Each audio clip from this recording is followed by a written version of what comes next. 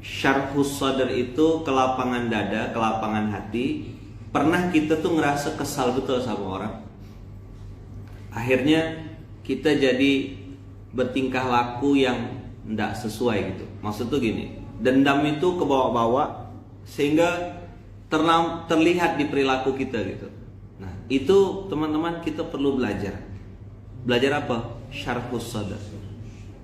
Maka saya bilang syarhus sadr ini adalah modal utama.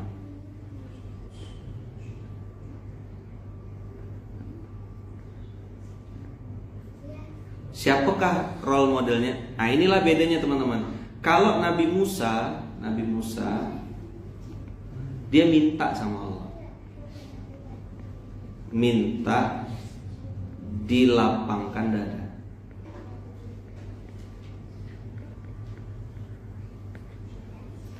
Apa? Nabi Musa ngapain? Minta dilapangkan. Bedanya sama Rasulullah Nabiullah Muhammad sallallahu alaihi wasallam, Allahumma shalli wa sallim wa barik alaihi. Nabi kita Muhammad sallallahu alaihi wasallam itu justru, nah ini dia bedanya Rasulullah sama ini. Kalau tadi Musa, ingat ya kata kuncinya ya, Musa apa? Minta. Tapi kalau Nabiullah Muhammad sallallahu alaihi wasallam, Allahumma shalli wa sallim wa barik alaihi, apa? Nabi Muhammad apa? Sudah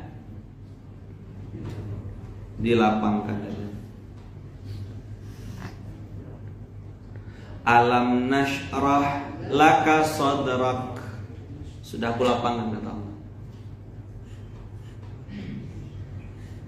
Wa wada'na anka wizrak alladzi anqadha zahrak. Bukan cuma lapang dada, tapi wa rafa'na laka dzikrak, aku tinggikan derajatmu Muhammad melebihi yang lain-lain. Wa rafa'na laka dzikrak. Jadi Nabiullah Muhammad sallallahu alaihi wasallam itu ditinggikan Allah. Apa modal utamanya? Modal utamanya adalah lapang dada. Apa lapang dada bahasa Qur'annya? Syarhus sadr. Syarha, syarhus sadr. Teman-teman, ada orang jahat sama kita, lalu kita maafkan dia, dan ketika kita ketemu sama dia, kita bisa biasa saja, kayak tidak ada apa-apa. Itu berarti syarhus sadr. Biasanya penyakit ini mengidap orang-orang yang punya jabatan, orang-orang yang punya wewenang, orang-orang yang punya tampuk kekuasaan. Karena dia ngerasa dia leader, dia pimpinan, dia pengasuh, dia wakil pengasuh, atau mungkin dia apalah manajer bahasanya, atau head of apa gitu. Begitu tak suka sama orang langsung ditandain. Habis itu dah langsung, pokoknya apapun yang dikerjakannya jelek. Teman-teman, saya terus terang ya, salah satu hal yang saya sampai sekarang masih terus belajar itu belajar tentang syarhus sadr. Tak suka, kesal kita, tahu dia nih yang ngomongkan kita, tapi di depan dia kita harus bilang, apa kabar bang, apa kabar kak, sehat, cuman anak-anak lancar semuanya, kayak tak ada apa-apa gitu. Ini bukan mau niru-niru siapa-siapa, bukan saya mengatakan saya hebat, enggak. Saya mau ngasih tahu sama kawan-kawan semuanya, kita sedang meniru baginda Rasulullah sallallahu alaihi wasallam. Nabi Muhammad yang sedang kita tiru ini perjuangan betul. Kesal enggak Rasulullah sama Hindun? Siapa Hindun? Ayo. Siapa Hindun? Yang makan jantungnya Hamzah, istrinya Abu Sofyan, yang membunuh, ya kan? Kesal betul, marah benar Rasulullah. Satu-satunya paman yang masih tersisa, yang bela Rasulullah mati-matian. Tapi begitu Fathu Makkah, Fathu Makkah itu Rasulullah menang atau kalah? Di atas angin, boy. Di atas angin, bang. Menang telak. Tidak ada lagi kekuatan yang lebih kuat daripada kekuatan Nabi Muhammad sallallahu alaihi wasallam. Mana dia bisa nandingi? Semua orang dengar siapa? Muhammad. Oh, tak berani. Pasukannya luar biasa. Begitu sampai di Makkah, ya kan? Rasul bilang apa? Siapa yang masuk rumah Abu Sofyan, dia aman. Wah, Abu Sofyan speechless kalau bahasa kita gitu. Awalnya kan Abu Sofyan panik nggak? Panik nggak? Panik lah, masa enggak, kata anak zaman now gitu. Panik Abu Sofyan. Wih, Muhammad dengan pasukannya masuk kota Makkah. Aku udah tidak punya kekuatan. Abu Jahal, Abu Lahab udah meninggal saat itu, udah tidak ada lagi, udah tidak punya kekuatan. Abu Sofyan tuh termasuk yang senior gitu lah. Kalau ibarat di pondok ini nih, kayak saya sama Bang En gitu lah Abu Sofyan. Umur-umurnya tuh. Kalau Abu Jahal, Abu Lahab tuh seusia-usia mungkin bukan. Tok ya gitu, atau Abah Sa'dia gitu. Senior kan? Jadi senior tapi enggak senior benar gitu, belum sampai 40-an, masih agak inilah gitu. Wah, enggak ada lagi yang dihormati di Mekah. Salah satu opinion leader di Mekah saat itu adalah Abu Sofyan.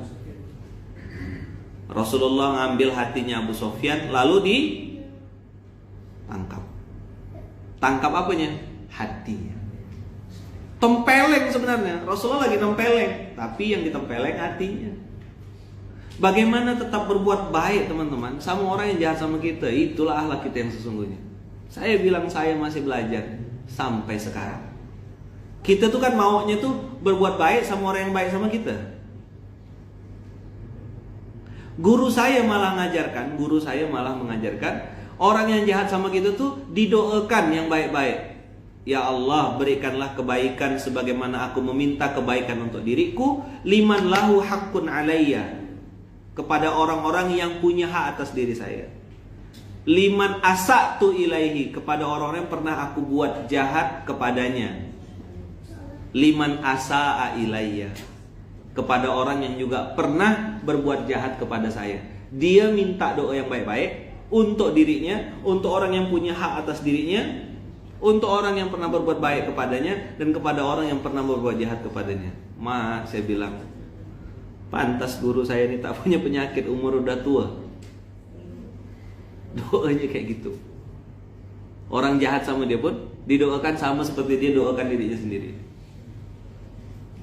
Mbah Inun, ada masih videonya saya simpan di Instagram. Kemarin Samsul yang nge-share, ingatkan lagi. Saya bilang, ya Allah, Mbah Inun tuh tidak ada sakit loh, dia tidak ada pantang, tidak ada sakit. Umur sudah masuk hampir 70. Doanya kayak gitu. Saya tanya, Mbah, siapa yang Mbah ini? Pak Mbah Sukri, kalau manggil dia Pak Sukri itu Mbah Sukri. Mbah Sukri itu ya gitu, marah, garang. Kalau orang yang nggak ngerti dikirain benci. Beliau tuh sayang banget. Orang yang fitnah beliau meninggal ya dipanggil ke rumahnya, dikasih duit, kasih makan. Di mana? Antum-antum yang hari ini punya jabatan, antum yang hari ini punya wewenang, antum yang hari ini punya, yang dibenci itu sifatnya bukan orangnya. Coba diulang.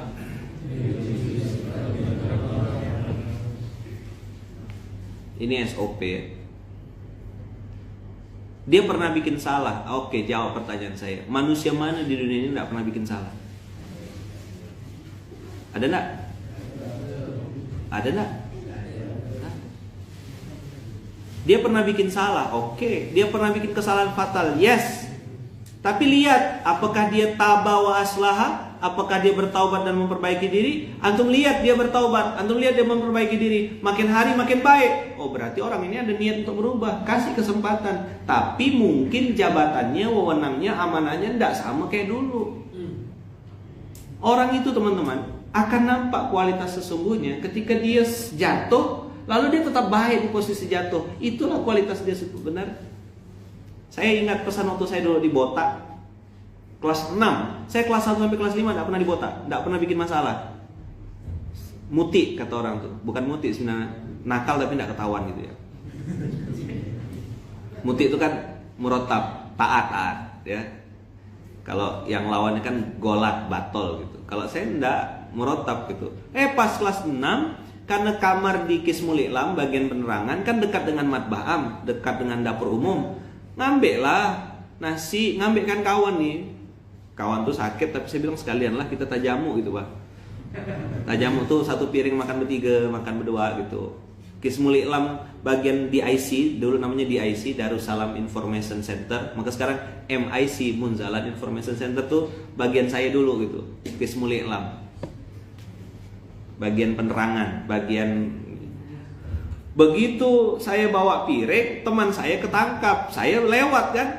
Nah yang ngerazia nih Ustadz Ridho, orang Banjarmasin, konsul saya. Alumni 2000, tahun 2000. Ente sama siapa? Binafsi Ustadz, kata dia. La anta tu kadzib, kata. Ente bohong. Konsuli Lukman mana panggil dia? Lama. Ken, dia nyebut nama ente, katanya. Iyalah, saya bilang konsuli, mana gak tahu. Walaupun konsul tetap dibotak. Siap Ustadz. Nah, akhto tuh saya salah. Botak. Tapi beliau pesan waktu itu sama saya. Kualitas seseorang itu bukan dilihat saat dia sedang salah. Kualitas seseorang itu akan dilihat setelah dia berbuat salah, apakah dia melakukan islah atau tidak. Itu kalimat nancep di hati saya dan saya ingat benar. Bagi saya waktu itu, hukuman tidak boleh olahraga, tidak boleh pakai training. Tidak boleh olahraga kan, kemana-mana kan pakai kopiah terus. Botak kan? Nah sampai sekarang saya botak pakai kopiah terus. Dari kelas 6 2003 sampai sekarang botak terus.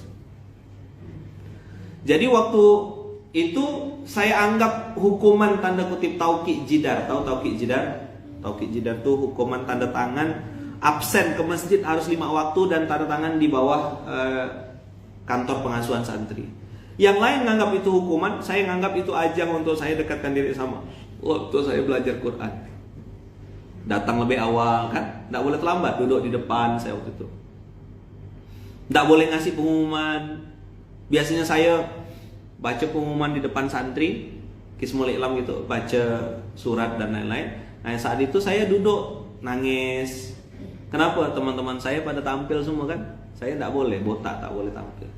Jadi kayak dikucilkan gitu kalau botak. Nah waktu itu teman-teman pada bilang lah, kawan-kawan saya bilang, aduh nah suram masa depan kita nih. Ada yang makin nakal, waktu botak tuh makin nakal.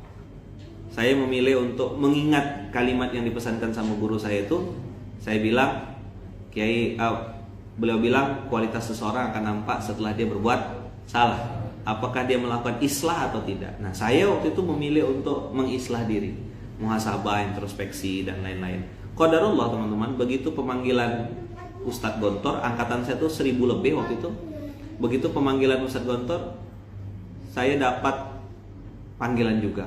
Terkejut karena waktu itu rasa-rasanya tidak mungkin. Dan qadarullah, kelas 6 itu saya 2 kali dibotak.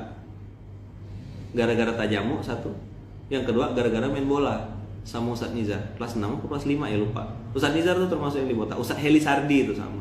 CS lah kami itu.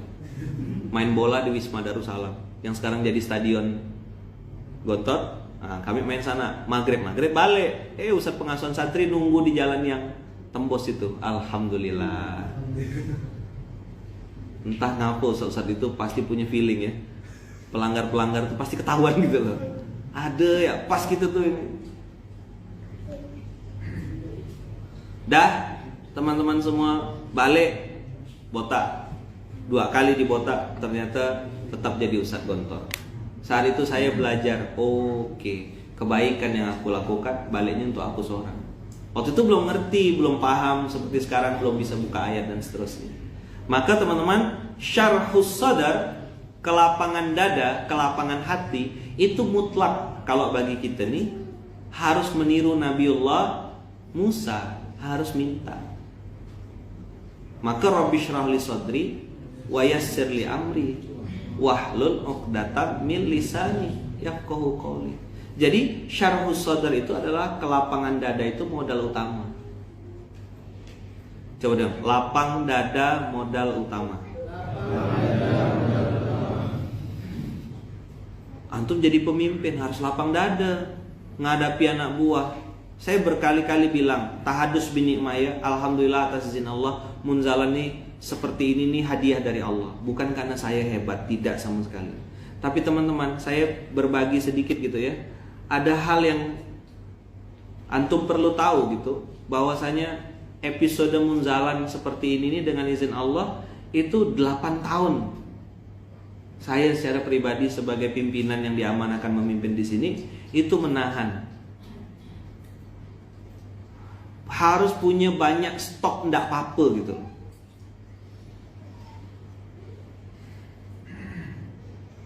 Tapi stok ndak apa-apa itu dalam hal-hal tertentu. Nanti ada kita kasih koridornya. Jangan dia curi Ustaz, ndak apa-apa, ndak bisa gitu.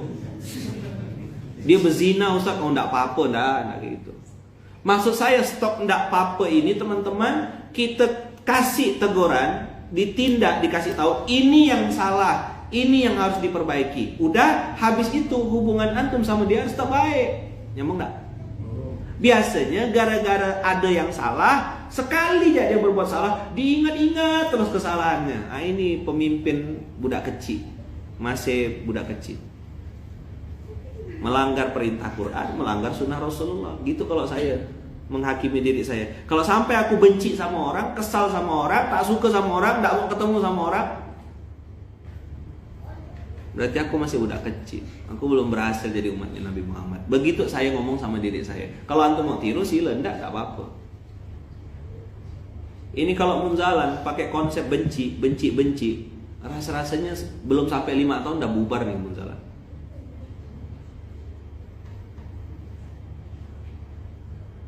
Orang yang salah kita kasih hukuman, kita kasih teguran.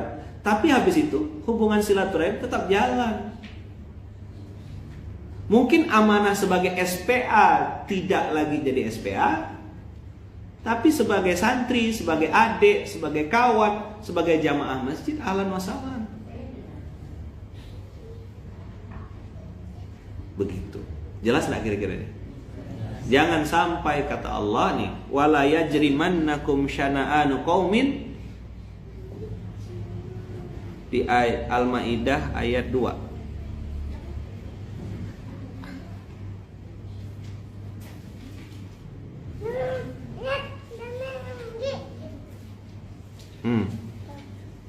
Ayat 2. Ini ayatnya tentang ta'awanu 'alal birri wat taqwa. Yuk buka surat 5 ayat 2. A'udzu billahi minasyaitonir rajim. Bismillahirrahmanirrahim. Di tengah, bagian tengah. Ya ayyuhalladzina amanu la tuhillu sya'airallah wala syahrul haram walal hadya walal qalaid wala aminal baital haram yabtaguna fadlan min rabbihim wa ridwana wa idza halaltum fastadu. Ini di ayatnya. Wala yajrimannakum syana'anu qaumin an saddukum 'anil masjidil haram an ta'tadu wa ta'awanu 'alal birri wat taqwa wa la ta'awanu 'alal itsmi wal 'udwan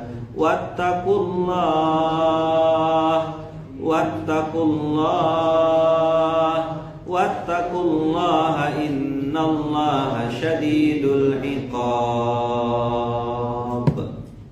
Wala yajrimannakum syana'anu qaumin an saddukum 'anil masjidil haram.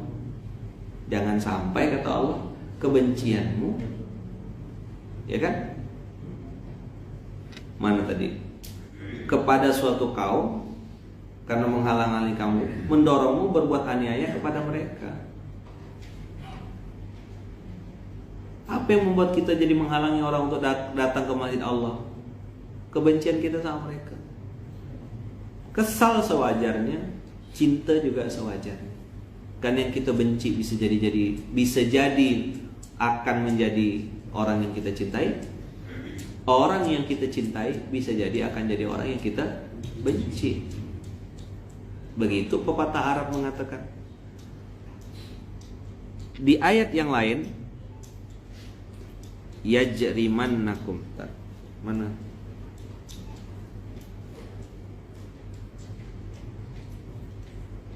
Ada satu surat lagi.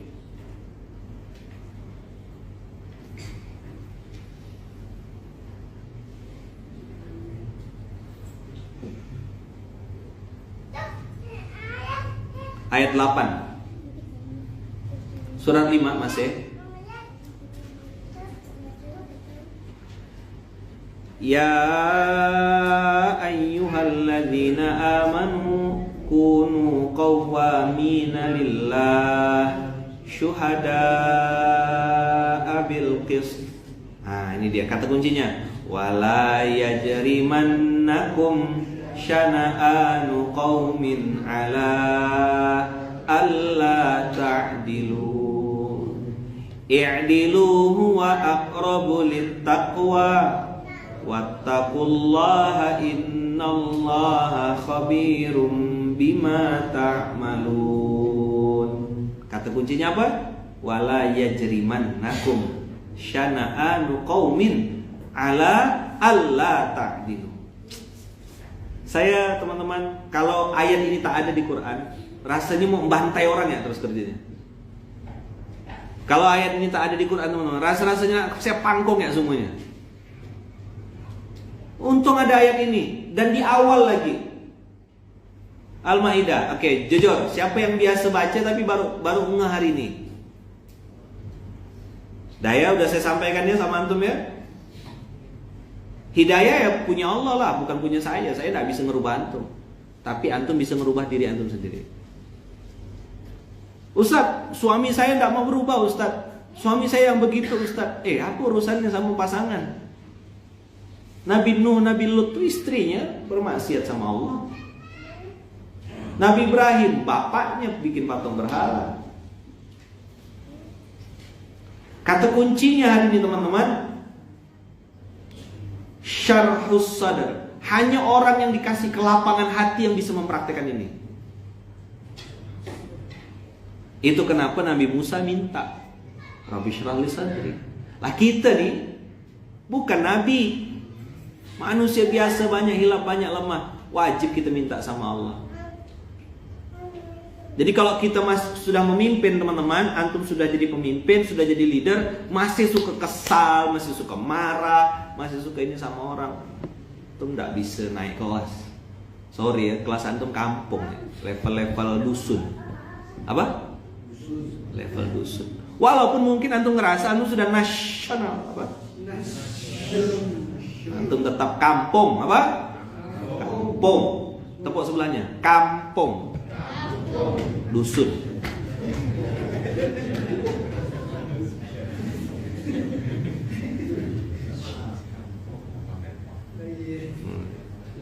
Lapang dada. Ada tikus, apa? Masuk di kamar mandi. Ukuran 1 meter kali 1 meter. Masalah enggak? Teriak enggak? Tikus yang sebesar kucing gini. Gawat enggak? Wow. Kita sih enggak takut, cuma ragu-ragu aja. Tikus kok kayak marmut gitu kan? Ada loh tikus-tikus besar-besar gitu tuh.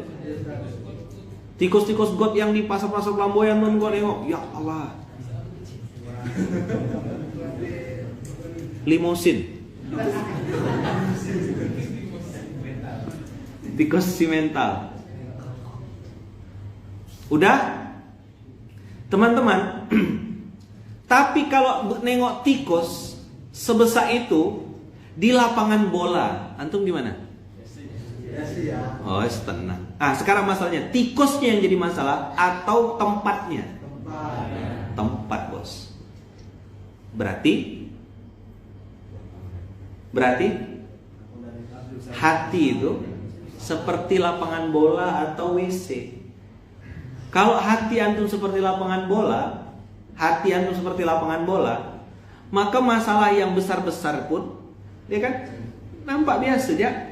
Bukan berarti meremehkan, enggak. Tahu kita, aku Aku tak bisa menyelesaikan, tapi Allah pasti bisa menyelesaikan. Aku tinggal lapor sama pawangnya, aku tinggal lapor sama tuannya, Allah pasti selesaikan. Aku tak bisa. Syarhus sadar, ini modal utama saya bilang. Tapi teman-teman, kalau hati kita sesempit WC 1 meter kali 1 meter tadi, jangankan harimau, tikus pun, kecoa pun masalah besar. Betul nggak? Nah, maka semakin lapang. Nah, ini yang kemarin saya udah dulu praktekkan, ini lama dan tidak dipraktekkan. Ini ikut saya. Hati lapang, rezeki datang. Hati lapang, rezeki datang. Hati sempit, rezekinya sedikit. Coba diulang. Hati lapang, rezeki datang. Sekali lagi, hati lapang, rezeki datang. Hati lapang, lunas hutang. Hati lapang, jodoh datang. Tetap kena.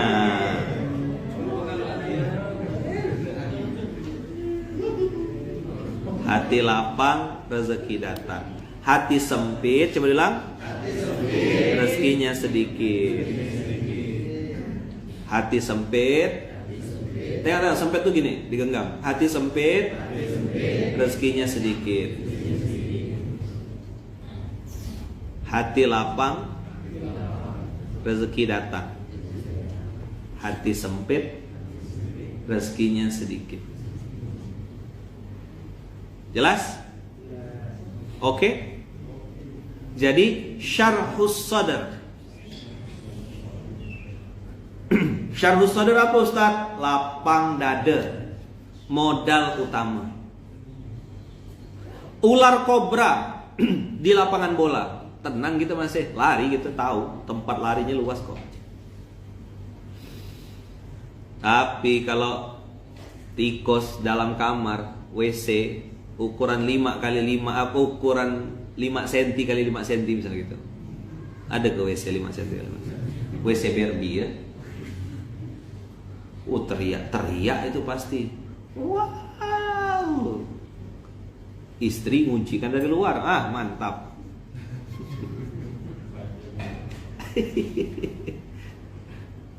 Masya Allah, tabarakallah.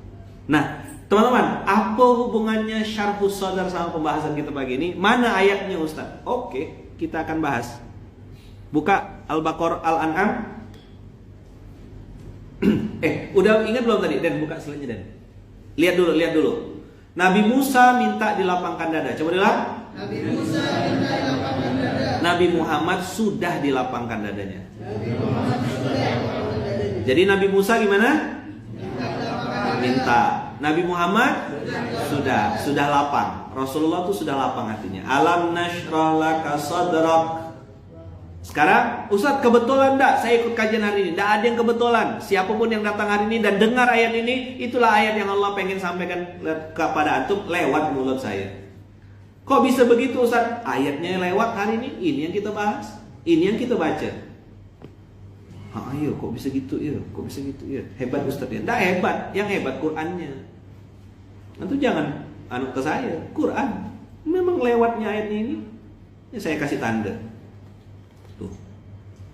Kita baca tadi.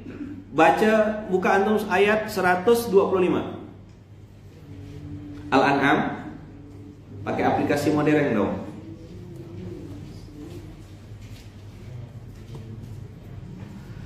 Ayo teman-teman yang santri yang di grup Zoom, silakan buka Al-An'am 125. Al-An'am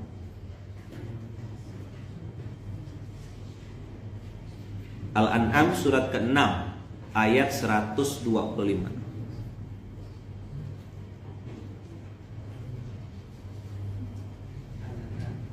Al-An'am 125. A'udzu billahi minasyaitonir rajim. Bismillahirrahmanirrahim. Faman yuridillahu an yahdiyahu yashrah sadrahu lil Islam. Ulang. Baca lagi pelan-pelan. Faman yuridillahu ayyahdiyahu yashrah sadrahu lil Islam. Pelan-pelan lagi, baca ulang lagi. Ini penting.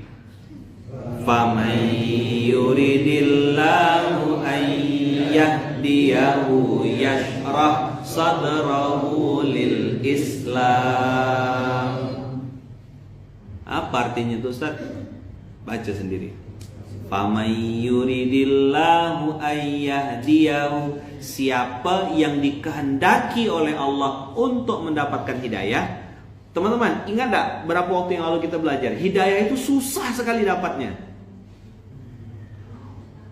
Udah jadi istrinya ustadz kok enggak dapat hidayah? Loh, istri Nabi ya tak dapat hidayah? Di mana sih mulut kita tuh? Tak belajar Quran berarti yang suka ngomongkan orang tuh. Tahu enggak itu tuh, istrinya ustadz kok masa kayak gitu? Capek mulut kau ya. Istri Nabi tak dapat hidayah. Apa ya cuma istri ustadz?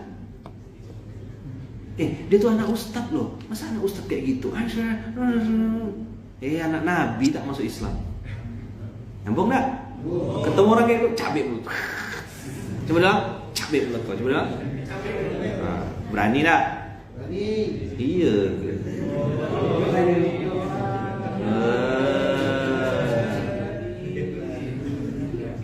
Dia udah dapat cincin dah, berani dah.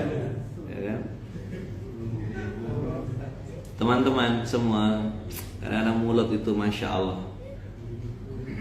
Hidayah, teman-teman, itu mahal betul. Luar biasa mahalnya hidayah itu. Gitulah manusia itu. Putar-putar ngejar rekor seorang. Teman-teman, Allah bilang, "Faman yuridillahu ayyahdiyahu yashrah sadrahu lil Islam." Siapa yang dikehendaki oleh Allah untuk mendapatkan hidayah dan petunjuk dari Allah, yashrah sadrahu lil Islam. Allah akan lapangkan dadanya untuk agama Islam. Maksudnya teman-teman, dia akan mudah nerima nasihat, mudah untuk mendengarkan orang lain. Misalnya gini, Bang, abang kan tukang parkir bang. Kenapa bang tak sombong bang? Apa yang nak disombongkan ke tukang parkir? Bukan punya saya. Ini kan mobil-mobil orang semua. Saya ini cuma jaga ya. Kalau datang banyak alhamdulillah, kalau balik pun alhamdulillah. Karena memang itu punya mereka. Terdiam kita habis itu. Oh, Masya Allah. Ilmu emang harus dari Ustadz Habib besar ke yang dengarkan, harus kita dengarkan nasihat? Kan enggak. Saya pernah dinasihati tentang rezeki sama ibu-ibu yang jual nanas kan? Ya kan, ibu-ibu dari Jawa Barat. Sunda Empire. Berapa Bi? Ya kalau yang itu 9.000 deh, yang sudah dikupas 9.000, yang belum 6.000. Kalau adik beli banyak bisa kurang. Nah, Sunda kan? Tanya lagi, yang mana Bi saya harus beli? Istri saya pesan satu. Ya terserah adik mau pilih yang mana. Nah, tentu logatnya ya. Mana Allah? Yang Medan gitu ya. Logat Medan kali. Ya kan? Ya kalau adik beli sama dia berarti rezeki dia. Kalau beli sama saya, rezeki saya. Rezeki sudah dibagi sama Allah, dek. Mak, terdiam saya. Wah, kan tidak mungkin saya buka topi lalu bilang, ibu tahu ndak ini Ustadz nasional. Mana dia kenal? Oh, ada yang Islam. Itu Madura Ustadz. Oh iya kan.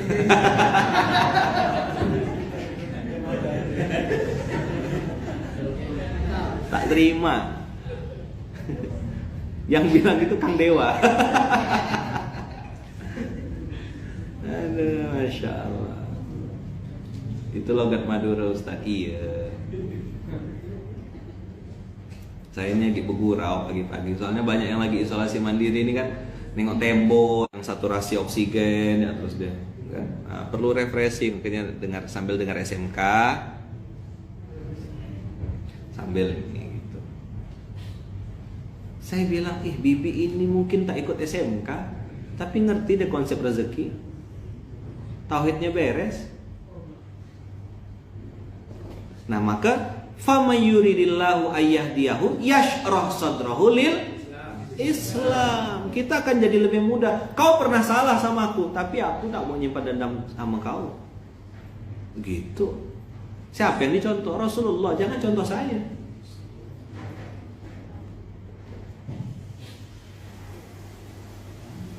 Wa may yurid ayyudillahu yaj'al sadrahu dayiqan harajan ka'annama yas'adu fis sama.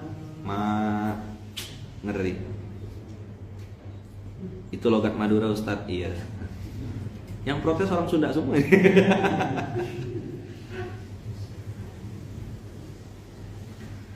Tapi siapa yang dikehendaki oleh Allah untuk tidak dapat hidayah, artinya disesatkan oleh Allah, yaj'al sadrahu dayyiqan harajan ka'annama yas'adu fis sama. Naik gunung jak sesak napas bang, apa gitu naik langit. Antum tengok bahasa Quran itu. Maka siapa yang dikehendaki Allah untuk dikasih kesesatan, Allah akan sempitkan dadanya, akan sempitkan hatinya. Yaj'al sadrahu dayyiqan. Nauzubillah min dzalik, nauzubillah min dzalik. Apa tuh ciri-ciri dayyiqan? Kalau kemarin video yang viral tuh serum ketersinggungan. Apa? Dia punya serum ketersinggungan. Bang. Oh bang, abang tahu nggak? 1 tambah 1 tuh 3 bang. Apa?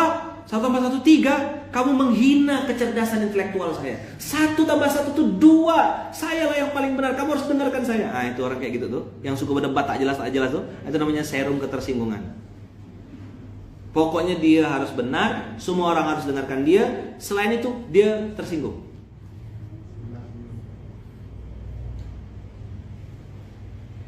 Naik motor di depan dia, nyalip, nggak kena, hampir. Kurang ajar, dia tak tahu mobil aku dia. Harga diri ini. Pret. Coba bilang. Orang yang minta dihargai, sudah?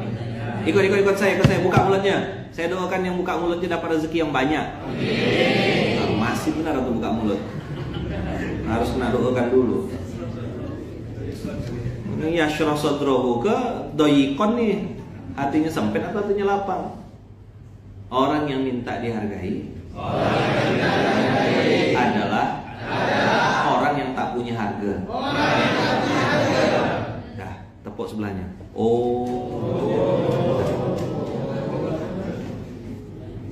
Hargai dong saya. Hargai.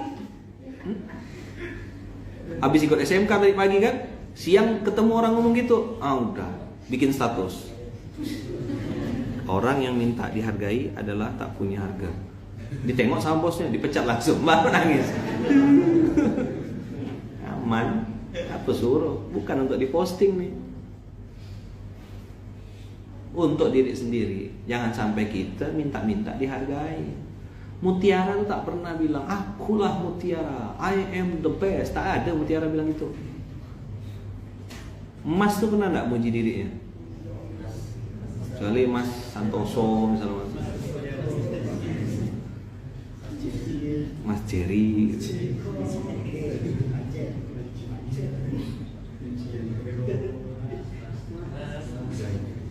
Mas. Kalau mau dikasih hidayah sama Allah, hatinya dilapangkan. Tapi kalau Allah mau cabut hidayah itu dari dia, hatinya disempitkan. Makanya dia sakit terus, sesak napas, jengap-jengap. Kawan beli mobil, dia masuk mobil ambulan. Ketawa. Lucu kan orang besar tuh? Nyaman jadi budak kecil. Otaknya cuma es krim, ya kan? Pergi ke mall, makan, main kucing, enak. Orang tua tuh lucu-lucu deh. Orang tua tuh lucu. Ramah senang. Gitu. Abang nih pakal lah tua dia tuh, beruban dah kan? Tak ada sentel lah palanya gitu. Tapi tak boleh itulah kata orang Melayu. Nah lah, doakan ya, mudah-mudahan amal soleh diterima Allah gitu. Diterima di sisinya gitu ya. Kok horor doanya ya? Kan doanya bagus-bagus tuh. Jadi orang tua tuh lucu dan menggemaskan yang tua-tua tuh.